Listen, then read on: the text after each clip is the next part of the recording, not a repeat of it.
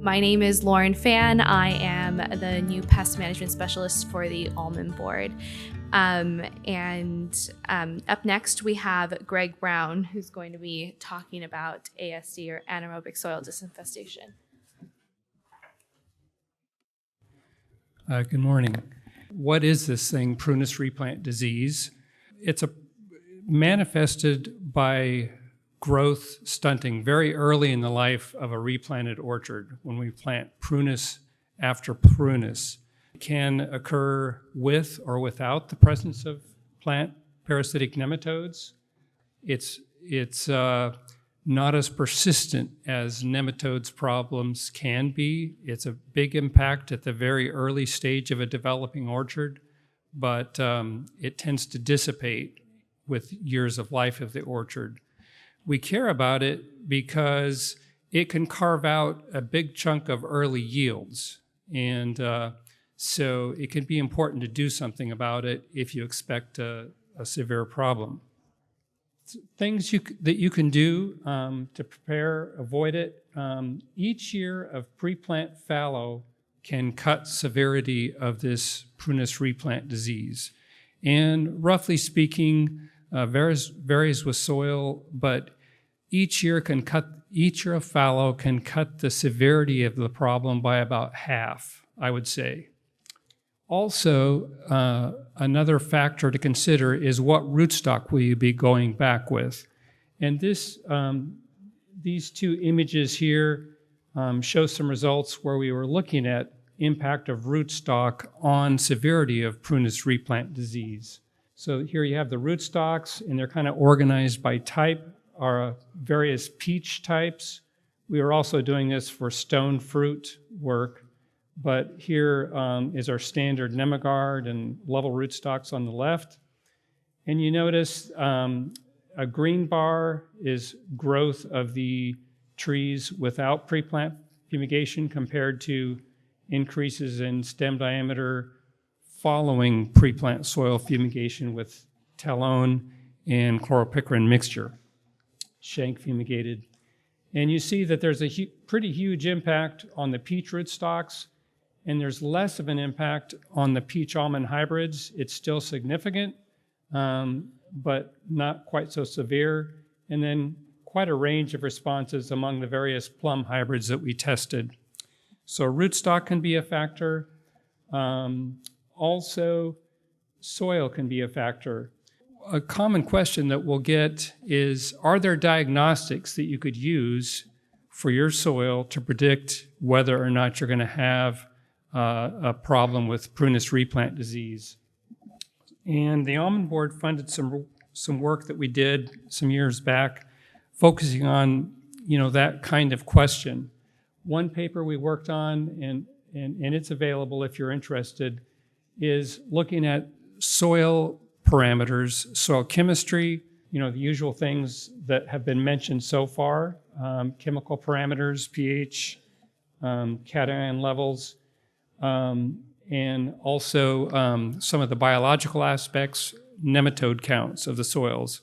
We surveyed soils, took 25 from throughout the Central Valley, and did a bioassay to look at the severity of prunus replant disease that resulted in them with and without pre-plant soil treatments. There was no correlation of this prunus replant disease severity with phytopathogenic nematode counts. We wouldn't expect that because it takes a while for nematode populations to build. But there were some soils that showed it and some that didn't. Most did. I think it was 18 of 25 soils did show the PRD. And it tended to be associated with certain regions. So there are some soil characteristics. In general, as pH goes up, we can expect a little more trouble in some soils than with lower pH. And then we also looked at the microbial root populations. I should say the main focus of this was the microbial communities in the soil. Are there certain microbes that are indicators for the problem? And we found shifts in the communities, but no specific targets in the soil that you could detect and use as an indicator. In roots, What it did was focus our attention on elements of the microbial community in bacterial domain. And there's a couple that we were especially interested in because of their abundance and consistency in showing up. One was a Streptomyces species, very closely related to scabiei, the potato scab pathogen that can affect roots. And then another Steroidobacter, a different bacterial organism. Neither of these are ready for diagnostics, but it does indicate that there may be potential for diagnostics in the future. Okay, what about the impact of whole orchard recycling? Does that affect whether you're going to see replant disease? And the simple answer is no. We see a strong response to fumigation, which is basically how we measure the severity of replant disease now. Either with or without whole orchard recycling. These yellow bars are without whole orchard recycling, no fumigation versus growth following fumigation. And the brownish bars without fumigation and with fumigation. PRD impacting both situations. The tried and true method for managing prunus replant disease is pre-plant soil fumigation. And several years back, the Almond Board and Tri-Cal and us worked together to kind of dial in exactly how much fumigant we need, what the best fumigants were, and how we could optimize their application for this particular problem, prunus replant disease.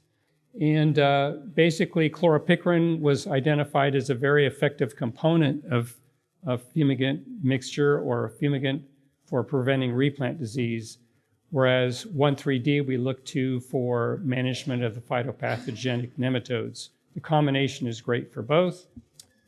These work very well, but for many reasons, economic, environmental, so on, we really need to be looking at alternatives to fumigation in the long run. And so that's what I was going to talk to you about mainly today. Anaerobic soil disinfestation, as Carolyn brought out nicely, is the best thing we really have going as an alternative to fumigation for managing replant disease right now.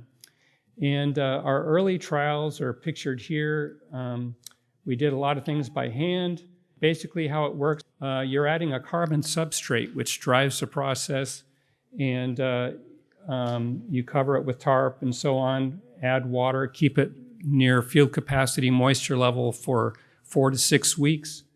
And as a result, you get microbes revving up in that soil, generating organic acids, metal ions, volatiles, and you get microbial shifts that suppress not only nematodes, other pathogens, but also the microbial community that is causing prunus replant disease. And this just shows when we have tarp covering, and all this process takes place under tarp when you do it to the full level. Soil temperatures raise up compared to the control, and oxygen or redox potential plummets. And that's what allows the generation of these conditions that are toxic to the pathogens. And in the first trials, we measured quite impressive responses to the ASD. This is our control. Back here is an ASD treated row, portion of the row, I should say. And on the left here, these trees are following pre-plant shank fumigation. We also measured yields, growth over years, and through the stage of yields, very impressive, and yield improvements with ASD equivalent to that we could achieve with fumigation. But very expensive compared to fumigation. And so our second generation ASD trials have focused on alternative carbon substrates that might be less expensive than the one we tested initially, rice bran. Looking at the process components, the water and the tarp, are those really essential for the process? They would be for the full process of ASD, but how do we know that it's not just a nutrient effect that we're achieving? So we looked at the components of the process. And then mechanization. If we're ever going to implement this, we need to know how to be able to do it efficiently with machines, looking at compatibility of the process with whole orchard recycling, and fertility issues. One of the reasons we think about fertility issues is that these substrates that we use to drive ASD are loaded with nutrients. And this just shows some chemical analyses that we did. We have tested quite a range of substrates for driving ASD. Many of them can work, most of them can work very well. We went to focusing on two that we felt had the most potential: rice bran, at least for replant disease, and ground up almond hull and shell. When we started the work with almond materials, ground up almond hull and shell were a lot less expensive than they are now. You know, the market prices fluctuate with these materials. And I think that we'll have to be cognizant as we go towards these strategies. How do we combine these substrates for maximum economic benefit and to facilitate logistics that are involved? Okay, and I'll just summarize some key takeaways. We did quite a few replant trials involving ASD, and here's some key things that I think we learned. Rice bran, compared to almond hull and shell mixture, provided more consistent growth and yield benefit.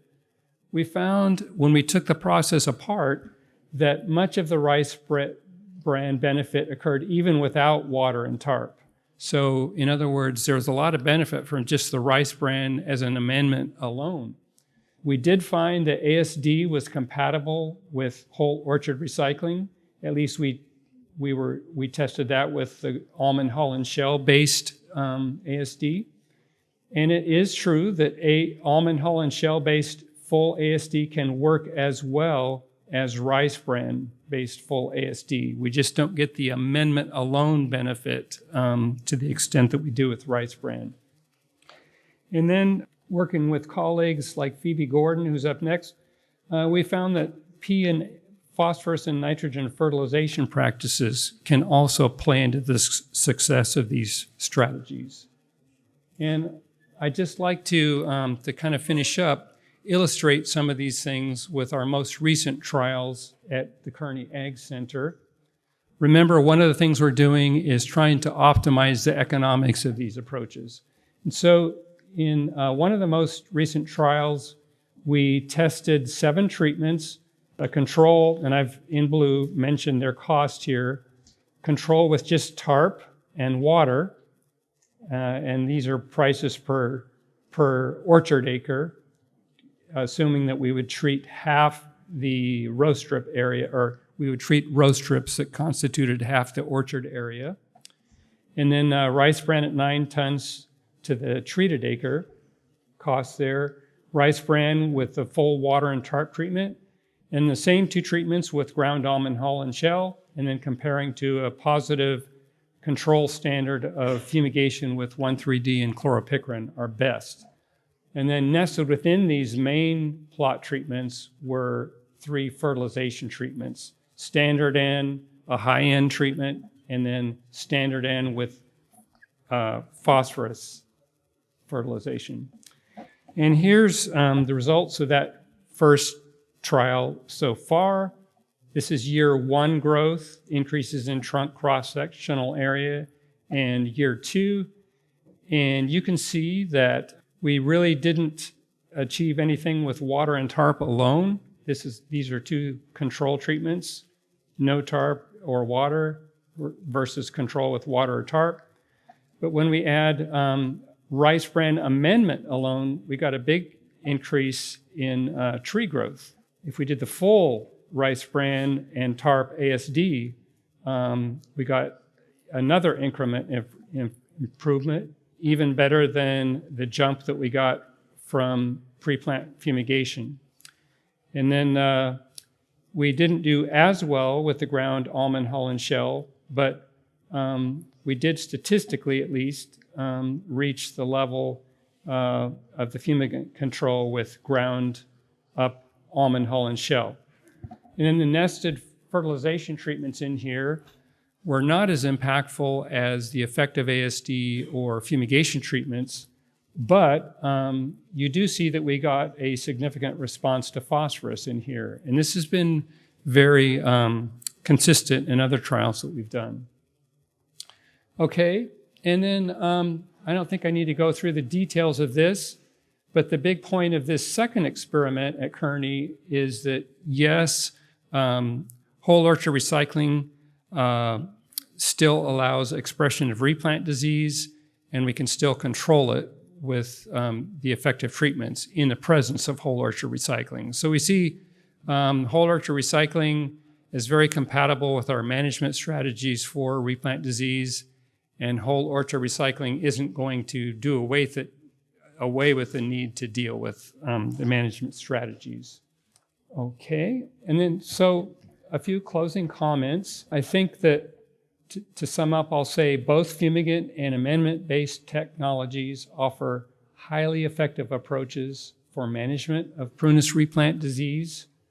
I would say the outlook seems very good in the long run for continued refinement of amendment-based approaches like the rice bran or ground almond hull and shell ASD. I think that as we move ahead and actually get to implementing some of these experimental strategies for management of the soil, we're going to have to think about substrate supplies, transport issues for these substrates, and how plentiful and widely available they're going to be, ease of incorporation, and so on. I'd also like to acknowledge my many collaborators in UC Cooperative Extension, especially Brent Holtz, Mohammed Yagmor, Phoebe Gordon, May Culumber, and Jamie Ott. Okay, thank you, and I think we're going to do questions later. All right, now we're transitioning to Phoebe, who's going to be talking about weed management, and then we'll have time for questions, hopefully. All right. So like Lauren mentioned, I'm going to be talking about weed management. This is a little bit of a new venture for me, so I'm still kind of in the learning curve, but I will be talking a little bit about some research that I've been doing with Brad Hansen. I was asked to speak on some alternatives to glyphosate and glufosinate, which my research kind of ties into. So before I start, the traditional disclaimer, if I mention a trade name, it's not an endorsement or recommendation. Always check the label before applying. I always mention this too because there's always someone I introduce this to every single year. So we have this great resource, UC IPM. It's a way for you to look up pests for almonds and a lot of other crops. We also have some treatment suggestions on those crop-specific pages associated with pests. And we have an herbicide page as well. It's not completely up to date with some of the newer registrations, but it's a good way for you to look through and see what sort of product might be effective against, a weed and a weed that you're new to managing. So, and it also tells you if it controls the weed, only partially controls the weed, which might mean there's a timing issue. If it's not registered or hasn't been tested or just is ineffective. Okay, so going into it, I think we all know why glyphosate and glufosinate are used a lot. It's they're both nice broad spectrum herbicides. And when paired together, glufosinate will, cover the weaknesses of glyphosate, which is usually, glyphosate resistance. But I do think that they're kind of the first line of defense from in my observations. Even when, someone's trying to control weeds in their orchards that may not naturally be controlled well by one or either of those herbicides. And there are some issues popping up with those herbicides. Unfortunately, our other broad spectrum post-emergent herbicide, paraquat, has its own regulatory issues, and it's becoming more and more difficult to use. So what does this mean? How can we approach weed control if we're trying to rely less on glyphosate and glufosinate? Well, there's two options. One is a better use of post-emergent herbicides, and the other is a different way of thinking or using pre-emergent herbicides. So I'm not going to really go into specific herbicides, but again, you can rely on this list. Just keep in mind that the options that we have available are targeted. So you're going to have to go out, or your PCA is going to have to go out and scout the orchard and pick the best product that's going to work at that site. If you have summer grasses, make sure you're picking a grass herbicide. If you have something like broadleaf weeds, pick appropriate herbicides for that. Just keep in mind that there are some issues. 2,4-D, there are timing restrictions in certain counties in the San Joaquin Valley as to when you can use them. But it is a very nice systemic post-emergent herbicide that kills broadleaf weeds. And so it's a good option when we're looking at some annoying weeds like bindweed. So something that I've been working with Brad Hansen on, who's a specialist at UC Davis, with weed science is what's called sequential pre-emergent herbicide applications. So I've kind of just come into this towards the tail end of it, doing a couple of trials in Madera County. So I just want to say, he and some of his grad students are really the ones who've been doing the work on this. But basically, it's trying to target those pre-emergent applications better. So, pre-emergent applications, it's a numbers game. You're trying to apply it enough product so that you have residuals left over that are going to prevent germination from your winter weeds as well as your spring and summer emerging annuals or perennials if you have weed seeds for that. And so this will either lead you to, or your PCA to apply high rates, or try to do this waiting game where you're trying to make sure you get in late enough in the fall or winter to make sure you have enough residues left over. So that means that you might miss an early germination window. We've had some October rains that have led to weed germination. Or like this winter, you might just miss it entirely because you're waiting, and then the rains start and they don't stop. I know that with my weed trial this year, we've had that issue. So you can have some early germination of some, weeds that aren't easy to deal with, and you might not get incorporation at the right time either. Continue with sequential herbicide applications. So what it's doing is you're picking the herbicide that you're delaying an application on to try to make sure you're targeting a problematic weed. So what we were working with was pendimethalin, which is a pre-emergent herbicide that controls grasses. And we picked orchards where summer grasses have become an emerging problem, either that they're just emerging at different times, or maybe you're not getting good incorporation or the residues break down. One nice reason that this is a good way to approach alternatives to glyphosate and glufosinate is because as far as we know, we don't have issues with this. And with pre-emergent herbicides, there's a lower risk of herbicide resistance than with post-emergent herbicides. So just to kind of lay the background, I know you guys all know this, but I'll help you understand what we were doing. So, growers are typically going in the December to January timeframe with a couple of pre-emergent products, maybe some burn downs to kill any weeds that have already germinated. And they're going to hope that those residues last long enough to prevent summer weed species from emerging. Then they'll go through with a couple burn down products, maybe in the spring and close to harvest. And so if you have weed species that aren't particularly well controlled by it, or maybe you have timing issues and you're not able to get those post-emergent herbicides on early enough to effectively kill those weeds, you can have control issues. And so this first project that I'm going to be talking about was led by Brad Hansen and one of his grad students, Kaio Brunharo, and they were looking at delayed applications of pendimethalin.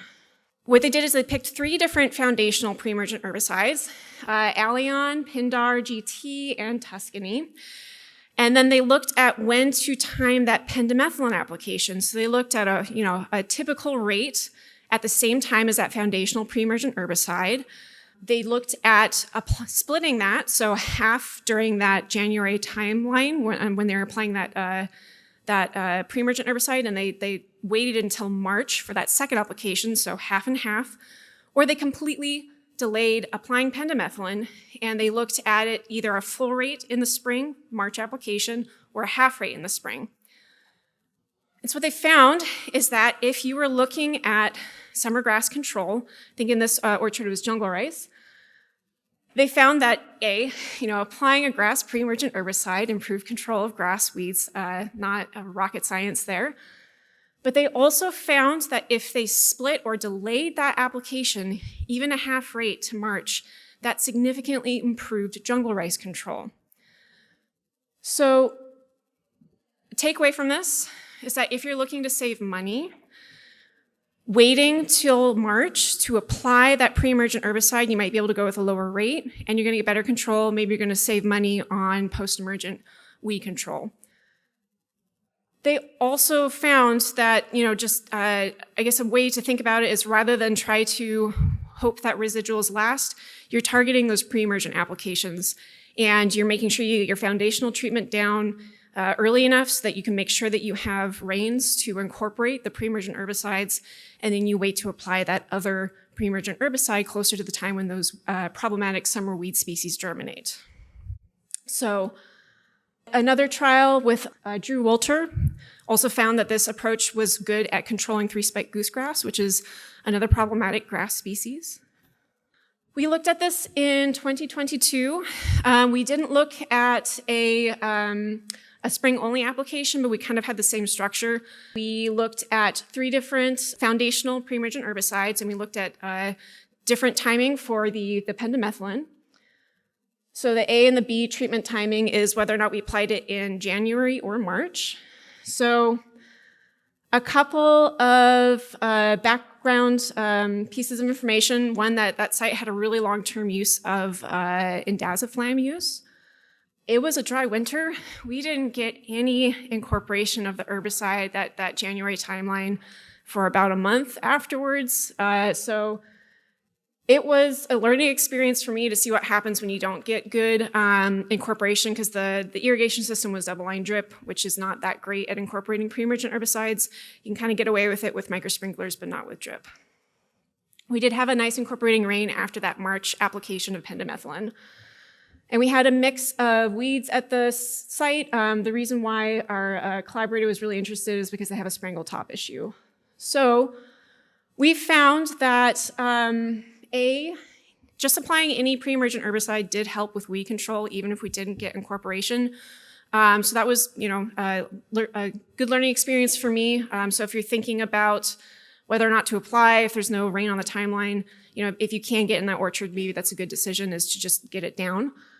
This is for all weed species. So we didn't really see any difference when looking at all weed species between the treatments. But when we looked at just grasses, we found that the sequential application did pretty good control of the grasses. So I think we didn't get a lot of significant differences. Weed control was variable. There was one block that just had a lot of weeds no matter what. But we did find that, the chateau with prowl followed by prowl was significantly different than the control, also just only Allion. And, we got some pretty good control with these sequential applications. So, this is an alternative method for controlling weeds, and that with other research has shown that maybe you can apply a little bit less or a half rate of that prowl that can help you save money. So there are some considerations and concerns. One is that the further south in the valley you go, the less likely there is that you're going to get rain in March. So my suggestion would be just try to get that application on as late as you think that you can guarantee that there's going to be rain. If you have microsprinklers, you have a little bit more flexibility, but if you have drip irrigation, you really need a 1/4 inch of rain to incorporate that herbicide. But it is a way to better control your summer weeds. So I did want to speak a little bit on non-chemical weed control. How much time do I have? So unfortunately, because we have on-ground harvest of almonds, that kind of limits our options somewhat. You need to make sure if you have, cover crops or resident winter vegetation that's very fine and it breaks down easily, that's not a problem, but there are some weed species that can interfere with pickup of almonds. And I think we all know that the organic options for weed control are really expensive. Flaming, I've seen weed mats being used. They also require a setup in the orchard that you don't typically have. You need to lift those irrigation lines up above the ground so you can get under that irrigation line and control those weeds. But they are being used fairly successfully in organic orchards, considering the other options we have. Cover crops can suppress weeds somewhat. As you can see here, it also may not do a great job. You have to make sure those cover crops establish fast enough so they can suppress growth of any weed species present. You could just, I guess over the wintertime, just accept that those weeds are free cover crops and just let them grow. I will say if you have an issue with a weed like fleabane, those can germinate in the fall, over winter, and continue growing into the spring. So if you let those go, you can be having a fleabane issue pop up, and that's a glyphosate-resistant weed that can be a little bit difficult to control. But with cover crops, you of course do need to have rain to get those seeds to germinate. So I'm not really going to cover them that much because there's another talk on that, and we'll take questions.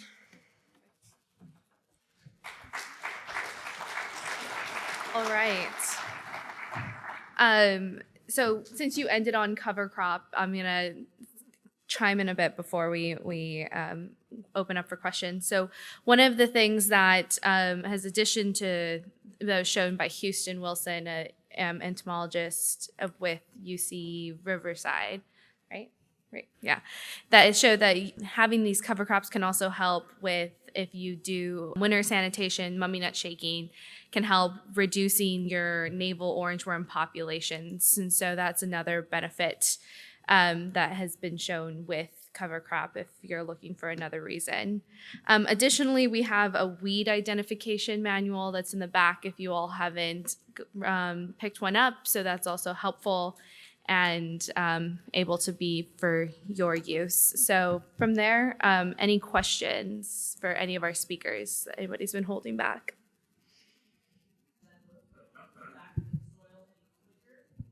Question was, does ASD with whole orchard recycling help break down the wood? Undoubtedly, it does have, some stimulation of the breakdown because you're adding a bunch of nutrients. I don't think any of us have really quantified that, but yes, it would for a while. But you have to remember the ASD process itself is pretty short, so probably not a huge impact. We did find that some nitrogen application with the amendment, whatever substrate you're using, we were using ground almond hull and shell. It's fairly low in nitrogen compared to rice bran. That did help improve the response to the treatment. Okay, if there are no more questions, I'm going to hand it over to Josette, who will talk about cover crops. Have a session. All right, thank you.